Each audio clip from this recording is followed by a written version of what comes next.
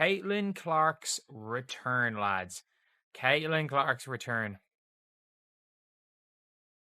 On ABC, nationally televised game.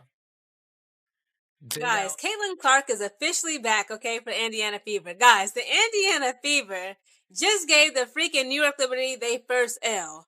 Their first L of the season. I was wondering, I'm like, who is it going? Caitlin Clark just dropped 32 points like it was pocket change. And guess who got slapped with the receipt? The undefeated Liberty. That's right, the Indiana Fever just woke up and chose violence was a game or a one-woman revenge tour with a basketball.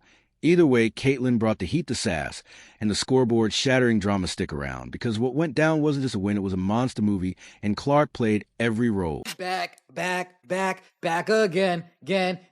Caitlin's back.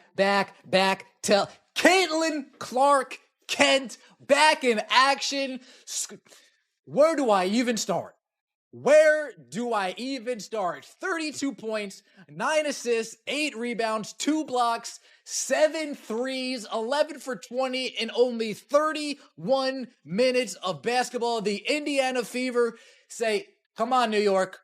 Come on. Somebody's got to give you this first L, and I guess it's going to be Caitlin Clark didn't just show up to the court. She showed up with sniper vision, a rocket launcher for an arm, and a casual disregard for the rules of physics. She pulled up from 30 foot like it was nothing scratched at more like 30 yards. At this point, someone should check if she's accidentally wandering from an NFL training camp, because those shots were coming from another zip code, and they weren't D-157 Esperate prayers. They were precision airstrikes. That's how you feel, Caitlin, after missing 4 games from a quad injury. That's how you feel when you come back.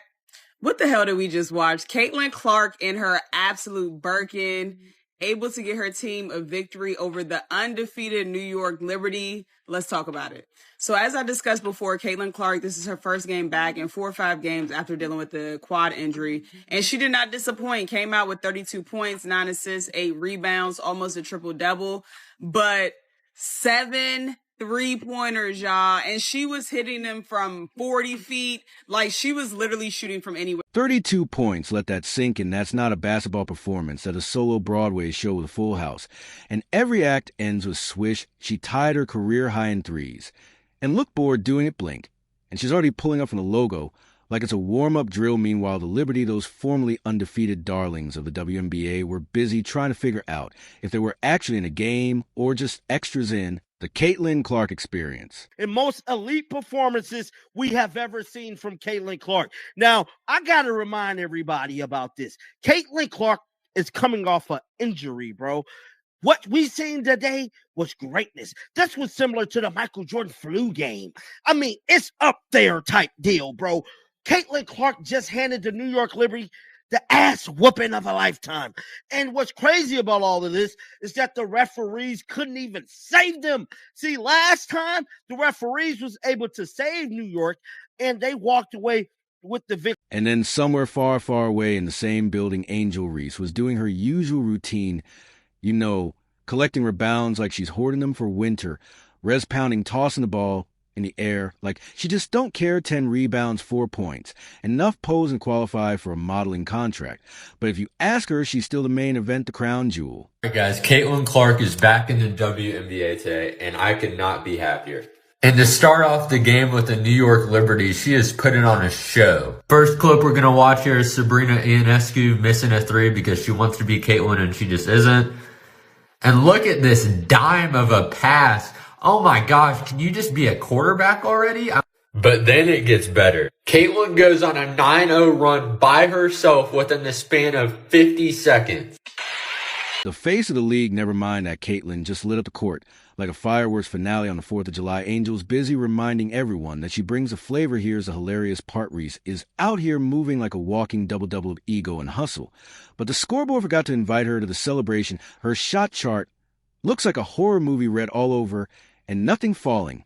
She's under the rim tossing up bricks like she's laying a foundation for a new stadium. But hey, she got rebounds, the kind of rebounds that scream, "Don't worry, team, I got the miss again." It's like Caitlin's playing chess in 5D and Angel's over here playing hungry hippos with rebounds. And yet Angel keeps talking like she's got the WNBA wrapped around her perfectly manicured finger. She keeps insisting that she's bringing eyes to the league, that it's not just Caitlin, which is technically true, because yes, people are watching to see Caitlin torch the court, while Angel slow dances with the glass. The real question is, are those eyes tuning in for the buckets or for the drama? Because Clark's feeding a Steph Curry range while Rhea is serving up WWE energy with zero offensive highlights to match. 288, we finally hit triple digits thanks to CC22. Caitlin Clark, folks, 3 threes in 38 seconds in the first half. Caitlin Clark hit 3 logo bombs, by the way. 3 logo bombs in 38 seconds. This was the Caitlin Clark we all said, oh, she's different. She's sent from outer space. The Caitlin Clark that we saw today was the Caitlin Clark that we were accustomed to seeing. Oh, it feels... There's a difference between being talked about and being watched. Caitlin Clark is watched every game, every shot, every time she crosses half court. And defenders collectively hold their breath like they're on a roller coaster. Angel Reese, she's talked about for antics, for posing for her rivalry with Caitlin. That feels more like a one-sided diary entry at this point. Let's face it, you can't slap together some rebounds, sprinkle in a scowl, and call it superstardom. The game still matters. The scoreboard still matters. The shot clock doesn't pause for attitude. Caitlin Clark didn't just show up, she dominated. She wasn't padding stats, she was shattering narratives. Meanwhile, Rhea was out there like a motivational speaker, trapped in a power forward's body, preaching her importance while missing layups like it was a paid hobby. Caitlin's threes were demoralizing, not just for Liberty, but for anyone who thought this girl was going to fade into the background after that rough start to her rookie season. Oh no, now she's warmed up. Now she's figured out the passes are sharper, the spacing is tighter. And the shots, they're absurd. We're talking long-range artillery, stiff level bombs from so far out the ball has to file a flight plan. Every time Caitlin launched, it was like time froze. The crowd held its breath, defenders flinched, and commentators lost their collective minds. You don't get that kind of reaction unless you're box office. You look at that, Caitlin Clark putting another game together that proves that she is the reason why people are watching the WNBA, and definitely not because of Angel Reese. In her very first game back from injury, she puts up 32, 8, and 9. Okay? Super close to a triple-double on over 50% shooting from the field and 50% shooting from the three-point line.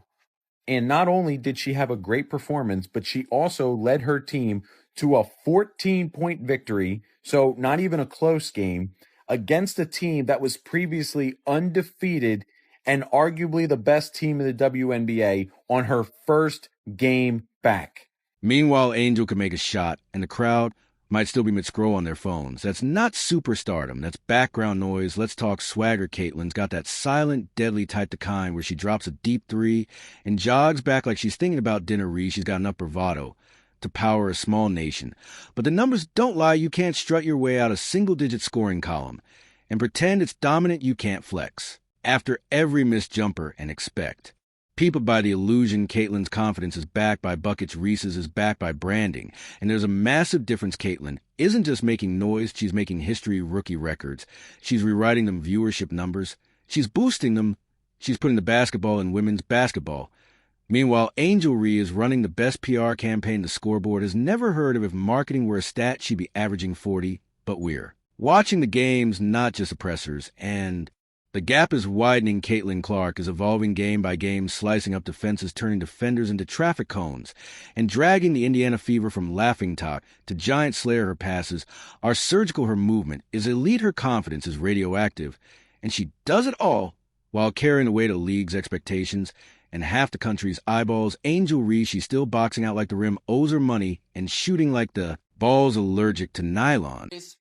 Is under fire from the Chicago Sky general manager. The general manager names Angel Reese by name and says, we need more out of you. Now I'm scrolling through Twitter, doing my thing. You guys know how I do. Got the air breezing through my hair in those Twitter streets. I do. And I take a look and I see something that catches my attention. The Chicago Sky make a request to Angel Reese amid losing streak. Interesting. What is this request? But sure, let's keep pretending it's a rivalry. Let's pretend this is Ollie v. Frazier, when really it's more like Caitlin Clark versus her own potential, because that's her biggest competition. At this point, her self-esteem keeps rising. And so, she's not just raising the bar, she's turning it into a launch pad.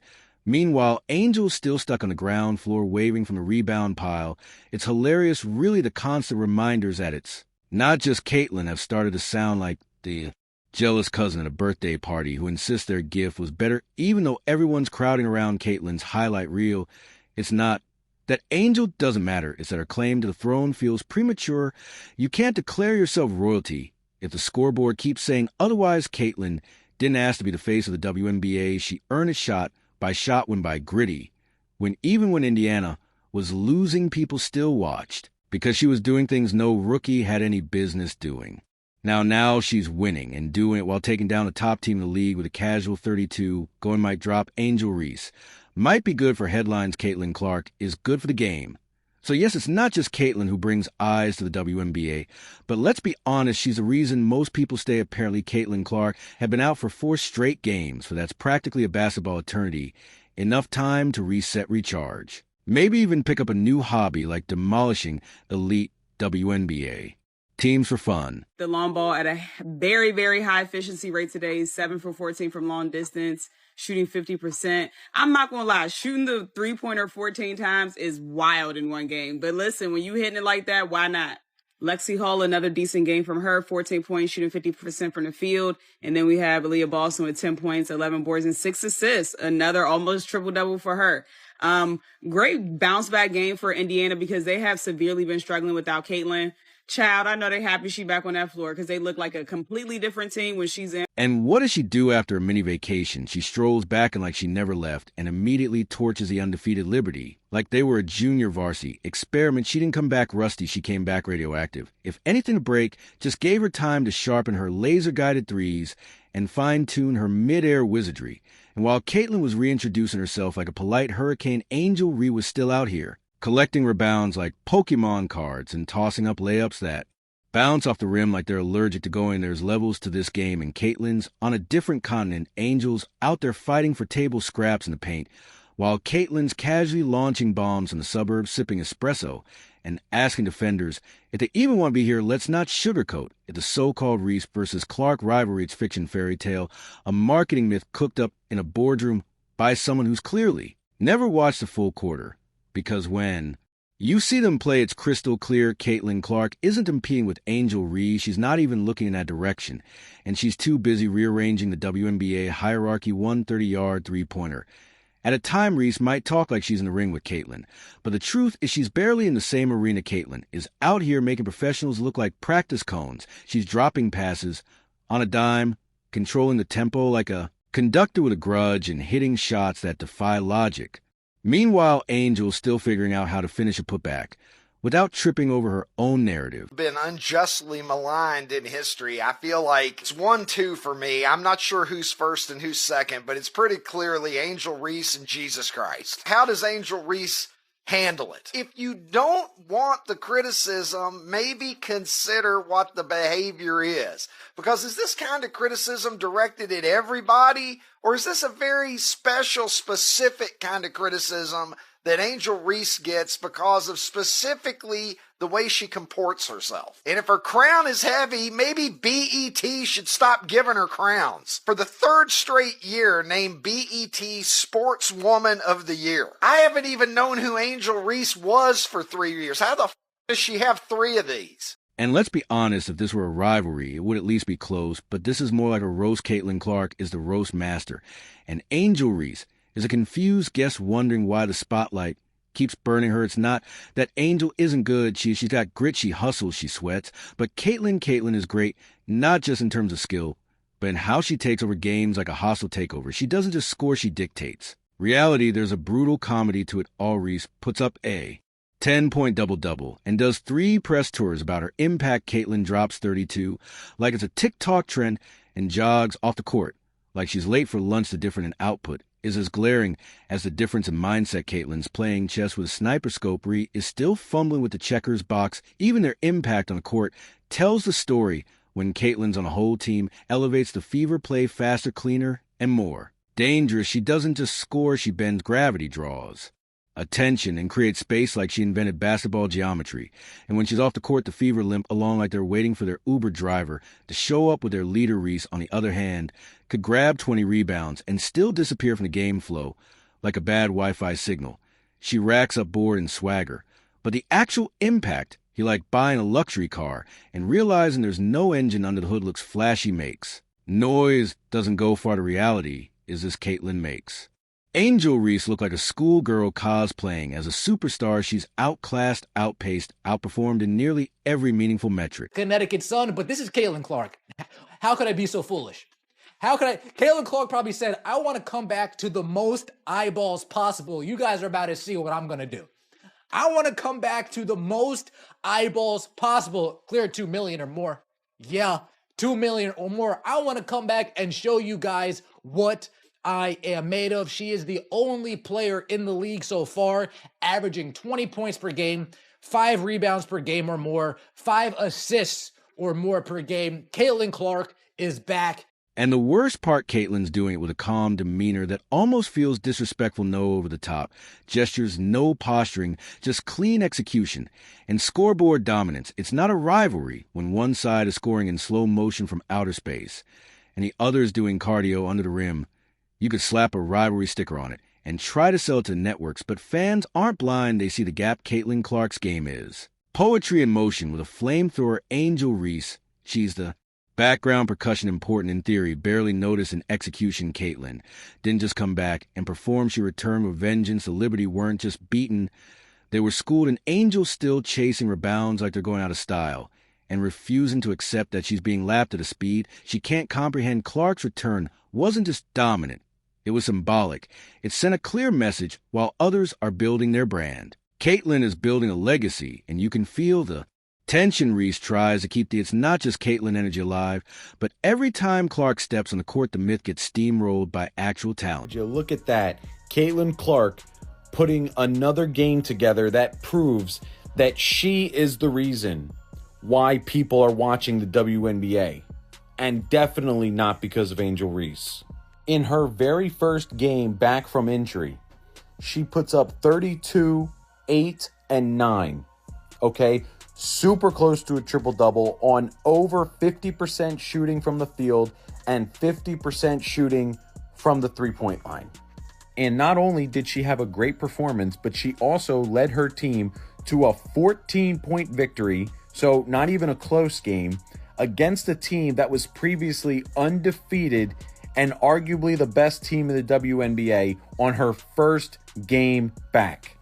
Every time Caitlin lights up the scoreboard, the fake rivalry narrative cracks a little more. Reese can scream co-star all she wants, but she's looking more like an understudy in a show that's already sold out with Caitlin's name on the marquee. And that's what's really gnawing at her, not just that Clark is better, but that she's undeniably better and doesn't have a campaign for relevance. Let's not forget the biggest irony here. Angel Reese has built her brand around being the villain, the competitor, the one who's not afraid to speak out. And yet her game refuses to back up the bark. Meanwhile, Caitlin Clark has kept it clinical, letting the ball talk, while she casually dismantles the opposition. You don't need a rivalry when one player is already 15 steps ahead. At some point, you have to call what it is. Caitlin Clark isn't in a rivalry. She's on a solo mission, and the rest of the league is just trying to survive the fallout. Angel Reese is in her foil. She's her footnote. The hustle might be there, the ambition might be burning, but the talent gap is wider than ever. Caitlin's 4-aim break only made it more obvious. She didn't lose rhythm. She found new one, a faster one, a louder one. And Angel Reese, still running the same tired beat, hoping nobody notices that the scoreboard doesn't play favorites, because when the buzzer sounds and the dust settles, one name echoes louder than any narrative, louder than any rebound, louder than any press conference. Caitlin Clark, and the rest, well, century and something tells us